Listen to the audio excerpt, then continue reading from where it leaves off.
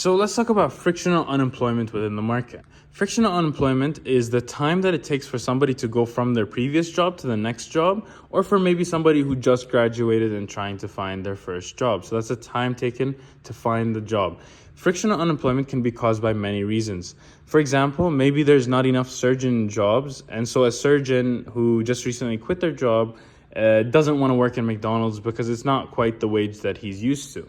Now, there's another reason that could be that is very big, and that is sectoral shifts. Sectoral shifts is when the demand of a product or a demand of a thing changes drastically, which causes a lot of people to lose their job and therefore cause frictional unemployment.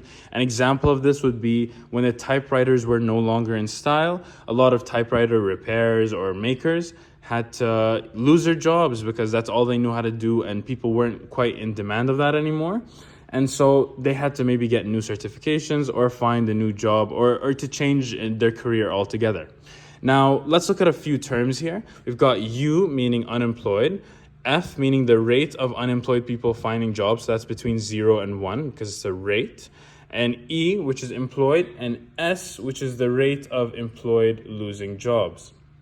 Again, being between 0 and 1.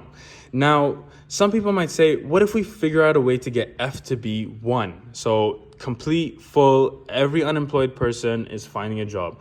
Now, there's two reasons why F can never be 1, and those are wage rigidity and job search. So for one, maybe the minimum wage might be higher than the wage equilibrium, and therefore there's not enough jobs to go around. And so some people will inevitably have to be unemployed, right? Because there's not enough jobs for everybody in the market. Now, the other reason might be for job search. So maybe someone was recently laid off their job, or maybe somebody moved, and so now they have to find a new job in a new area, or they're changing their career. There's many reasons for this. So even if wage rigidity was gone, say we were completely flexible with wages, up and down altogether, there would still be some people in the job market who either lost their job for whatever circumstances, they left, anything, and so there can never be an F equals to 1. So let's look at a huge example of a sectoral shift today.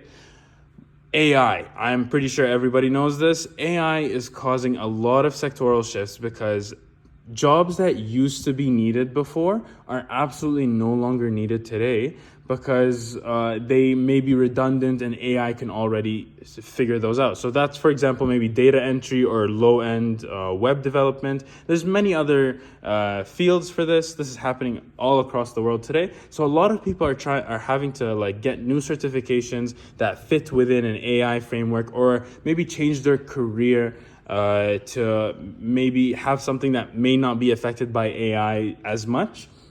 And so that's causing a big sectoral shift today, which is causing frictional unemployment. So people are having to quit their jobs, switch their jobs, change to the next thing, whatever the case may be. And so that is basically frictional unemployment.